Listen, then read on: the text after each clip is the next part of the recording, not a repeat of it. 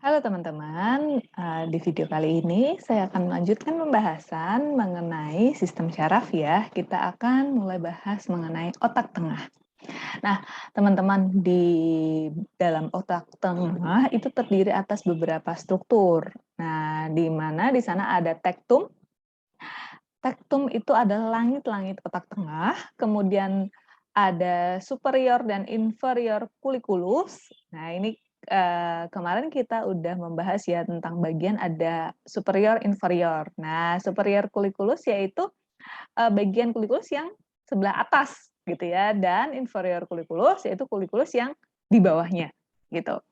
Nah, di mana ini terletak di sisi kiri dan kanan tektum yang tugasnya adalah memproses informasi sensori. Nah, kemudian ada tegmentum.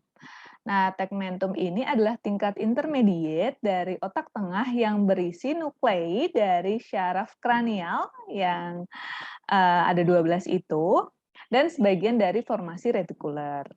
Nah, kemudian di dalam otak tengah juga terdapat substansia nigra. Nah, substansia nigra ini isinya adalah jalur dopamin yang memfasilitasi kesiapan gerak. Nah, di sini kemudian setelah otak tengah kita beranjak lanjut ya ke depan, yaitu di otak depan.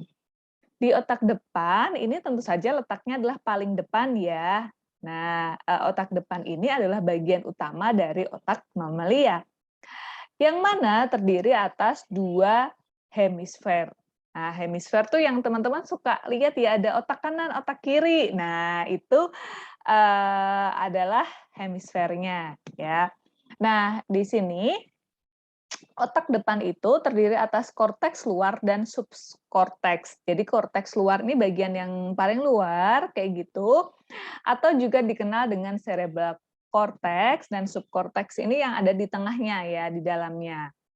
Nah, di setiap sisi dari otak depan itu menerima informasi sensori dan mengendalikan gerakan motorik dari tubuh dari sisi yang berseberangan atau kontralateral.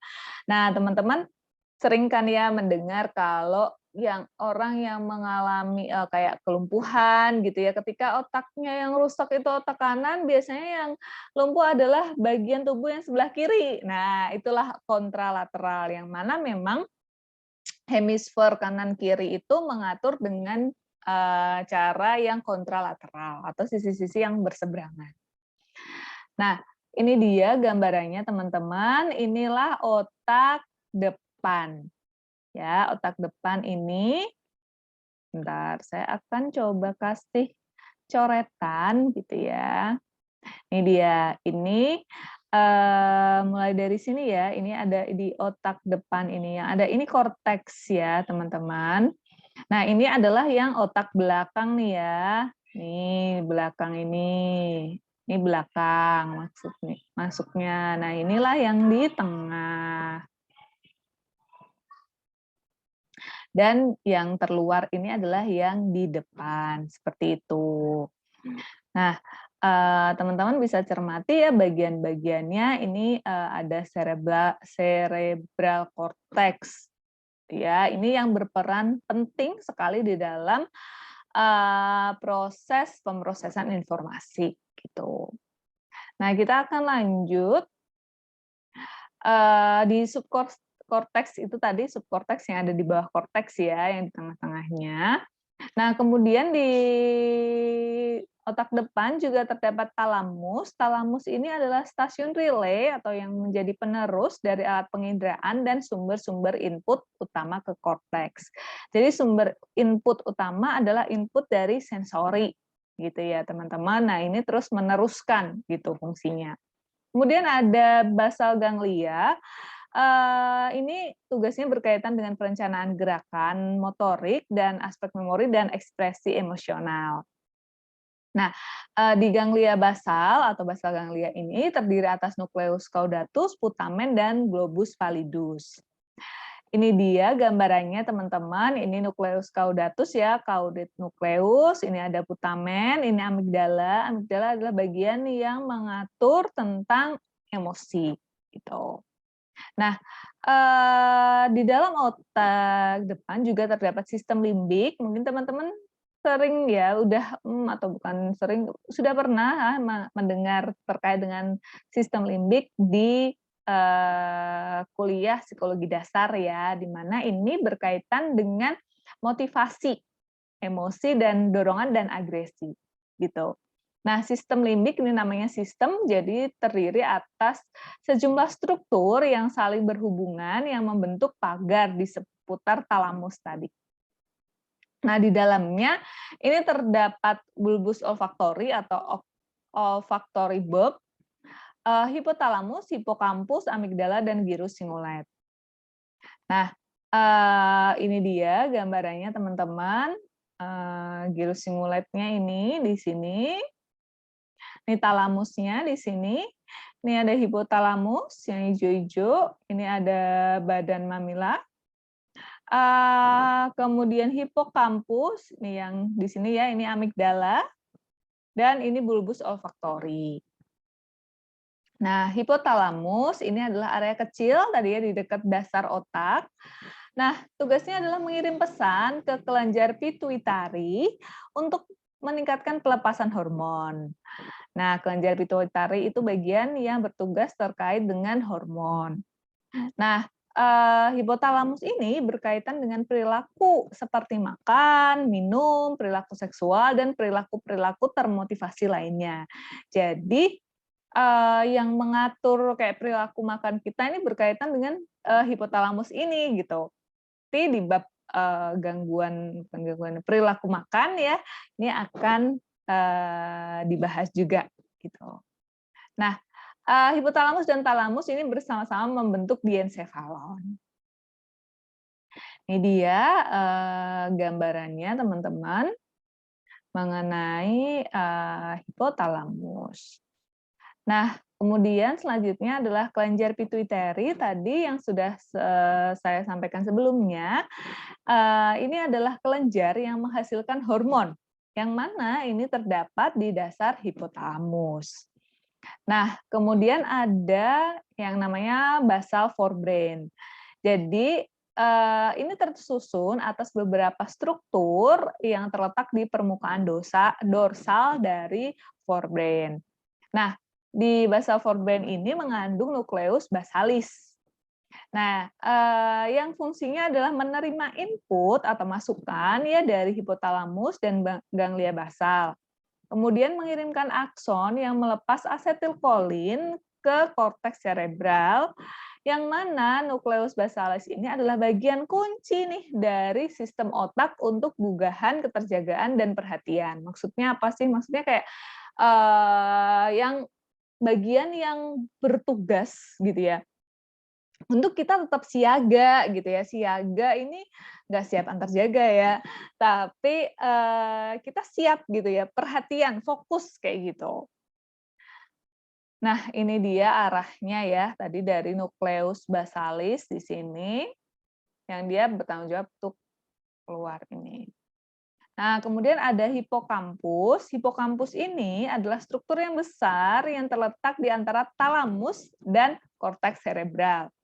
Nah, dia arahnya ini menuju bagian posterior ya, ke arah ujung belakang bawah gitu kan ya. Posterior tuh belakang kan ya. Nah, yang mana juga ini penting untuk menyimpan memori tipe tertentu. Nah, kemudian selanjutnya ada bagian yang agak dalam nih dari otak depan, ini ada kanal sentral. Kanal sentral ini adalah saluran ya, namanya juga kanal ya kan. Teman-teman pasti sering ya mendengar kata kanal gitu kan. Nah, ini kanal atau saluran yang mana ini adalah berisi cairan yang terletak di tengah spinal cord atau sumsum tulang belakang. Nah, kemudian juga ada bagian yang namanya ventricle. Ventricle ini adalah 4 rongga, jadi rongga-rongga yang ada di dalam otak. Nah, rongga-rongga yang di dalam otak ini terdiri atas cairan ya teman-teman. Nama cairannya adalah cairan cerebrospinal. Cairan cerebrospinal ini adalah cairan bening yang ditemukan di dalam otak dan spinal cord atau sumsum tulang belakang, yang mana fungsinya itu menjadi bantal peredam untuk otak dan tempat penampungan hormon dan nutrisi untuk otak dan spinal cord. Jadi bantal peredam tuh biar nggak goyang-goyang gitu ya otaknya. Nah, kemudian yang melingkupi otak itu ada struktur atau membran ini ya, yang disebut dengan mening. Jadi ini adalah membran yang melingkupi otak dan spinal cord. Jadi yang melapisi gitu ya. Nah, ini dia. Ini tadi ya yang berisi ventrikel-ventrikel yang berisi cairan ini. Ini udah nggak ada cairannya karena ini otak yang sudah pada tentu saja yang orang sudah meninggal ya sudah diambil gitu ya otaknya untuk dijadikan sampel gitu kan. Nah, kita lanjut ke korteks cerebral yaitu bagian yang paling luar ya yang melengkung-melengkung itu gitu dari otak. Nah, korteks cerebral ini adalah bagian yang paling pokok ya teman-teman dari otak mamalia yang terdiri dari lapisan-lapisan seluler pada permukaan luar dari hemisfer cerebral. Nah, korteks cerebral ini dibagi jadi dua, yang dihubungkan oleh dua kumpulan akson yang disebut corpus callosum dan commissura anterior. Jadi hemisfernya itu korteks cerebral ada bagian kanan dan kiri yang paling luar itu ya. Nah, korteks cerebral pada manusia ini sangat berkembang ya dibandingkan dengan spesies lain. Nah, kita bisa cek di sini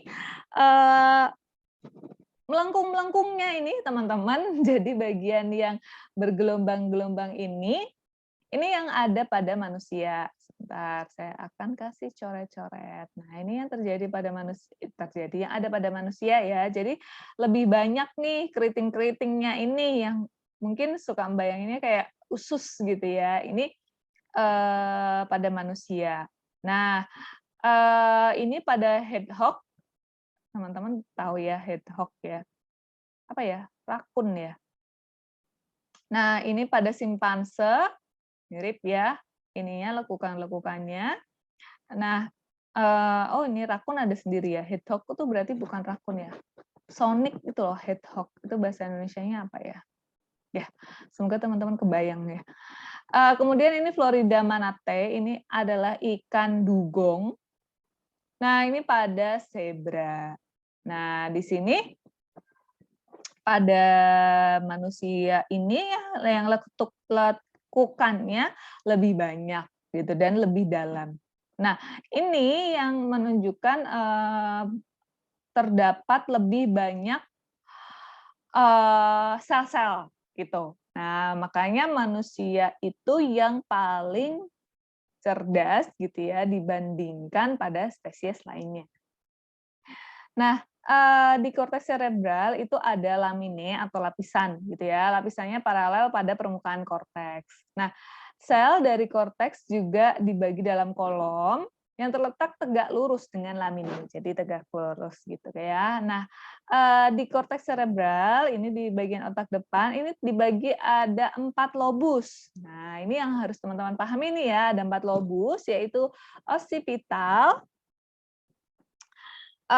Jadi mulai di sini ini frontal, di atas parietal, occipital di belakang, dan temporal yang ada di samping. Jadi ada 2 ya temporal gini. Tuh. Ini adalah lobus bagian dari otak depan. Nah, ini susunan dari korteks sel-selnya ya. Ini white matter, ini adalah bagian yang putih kayak gitu. Jadi di otak itu kan juga ada bagian yang putih dan abu-abu seperti pada di sumsum tulang belakang gitu ya. Namun kondisinya terbalik gitu, yang putih justru di dalam gitu, kalau pada otak. Nah, ini dia ada 4 korteks cerebral tadi, ini gambarannya secara lebih detail, teman-teman. Nah, masing-masing lobus ini memiliki fungsi yang berbeda gitu ya, punya tanggung jawab sendiri-sendiri gitu. Nah, seperti di sini ditunjukkan ya lobus temporal yang samping sini, ini terutama berfungsi dalam pendengaran gitu, tapi juga advanced visual processing. Nah, kemudian ada occipital, jadi yang belakang ya, ini adalah untuk vision ya, penglihatan. Kemudian parietal yang bagian atas ini yang bertanggung jawab pada body sensation, jadi sensasi pada tubuh. Nah, kemudian yang depan ya frontal lobes ini yang terkait dengan perencanaan, kemudian ingatan, jadi internal working memory kayak gitu, dan ini beberapa aspek dari emosi gitu. Itu ada di bagian otak yang depan.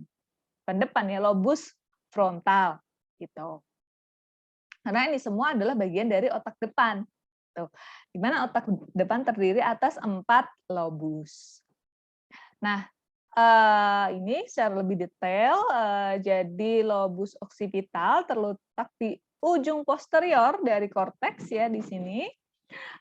Dikenal sebagai korteks striata atau korteks visual primer. Nah, inilah makanya tanggung jawabnya adalah terkait dengan input visual. Nah, kerusakannya dapat menyebabkan kebutaan kortikal. Jadi kebutaan yang disebabkan oleh korteks gitu. Nah, kemudian ada lobus parietal. Di lobus parietal ini terdapat gyrus postsentral atau korteks somatosensori primer, yang mana ini menjadi target utama dari sensasi sentuh. Tuh, jadi kita bisa merasakan sentuhan ini juga bukan cuma peran dari kulit ya teman-teman, tapi juga karena ada otak yang memprosesnya. Nah, dan informasi dari reseptor peregangan otot dan sendi. Jadi otot-otot berasa ya teman-teman kan bisa ngerasain ototnya atau sendi-sendinya. Ini juga karena ada peran dari gyrus postsentral ini ya, ada di lobus parietal. Nah, selain itu juga bertanggung jawab untuk pemrosesan dan integrasi informasi tentang mata, kepala, dan posisi tubuh dari informasi yang dikirim dari otot dan sendi. Kayak misalnya sekarang posisi tubuh saya merasa saya duduk, gitu ya. Nah, ini kan yang ngerasain adalah otot dan sendi saya, gitu. Nah, tapi ini juga diproses nih oleh otak. Nah, yang bertanggung jawab adalah lobus parietal, gitu. Nah, ini gambarannya ya teman-teman, ini presental gyrus, primary motor cortex, ada prosental gyrus, di mana ini adalah primary somatosensory cortex, gitu. Nah, selanjutnya ada lobus temporal ya, yang samping-samping. Nah, terletak di bagian lateral ya, di iris gitu, pinggir gitu kan ya. Dari setiap hemisfer di dekat kening di sini. Nah, menjadi target dari informasi auditori dan esensial untuk pemrosesan bahasa terucap. Bertanggung jawab pula akan aspek penglihatan yang kompleks, termasuk gerakan dan beberapa perilaku emosional dan motivasional. Nah, jadi kita kan kalau melihat itu kita kan juga melihat sesuatu yang bergerak ya kan. Nah, ini itu proses yang luar biasa ya, kita bisa ngelihat sesuatu yang bergerak secara langsung gitu kan. Maksudnya nggak ada kayak kalau nonton apa ya, kayak terus potongan-potongan gerakannya tuh kayak patah-patah gitu kan, enggak kan. Nah, ini karena lobus temporal kita berjalan dengan optimal, tidak ada kerusakan. Nah, ketika ada kerusakan di lobus temporal, ini ditemukan ada yang namanya gangguan sindrom Kluver-Bucy.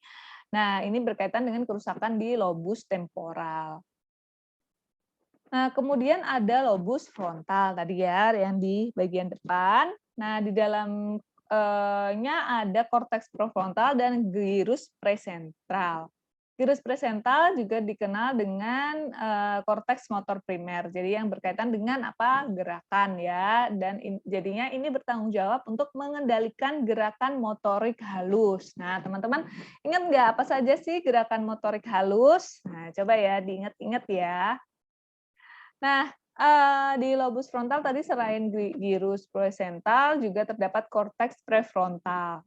Nah, korteks prefrontal inilah yang bertugas untuk pemrosesan informasi gitu ya, di mana dia merupakan pusat integrasi untuk semua informasi sensori dan area-area lain dari korteks. Jadi ini bertanggung jawab penuh ya. Jadi fungsinya tuh yang higher function gitu kan disebutnya, executive function, yaitu untuk berpikir abstrak, merencanakan, mengingat peristiwa dan informasi terbaru atau working memory ini. Dan memungkinkan pengaturan perilaku impulsif dan mengendalikan perilaku yang lebih kompleks. Jadi kan teman-teman nih merencanakan tuh nggak cuma merencanakan masa depan, misalnya kayak, oh iya saya mau bercita-cita setelah lulus psikologi mau jadi kerja di HRD misalnya. Nah, nggak harus yang sekompleks itu. Perencanaan juga mencakup kayak kita jalannya di depan itu ada pintu, terus nanti kan kita juga merencanakan tuh kalau pintunya ditutup pasti kita akan membuka pintu, ya kan? Nggak akan menabrakkan diri ke pintu, kan? Nah, itu yang memproses adalah di otak depan. Di otak depan tepatnya ini adalah di lobus frontal gitu ya gambarannya.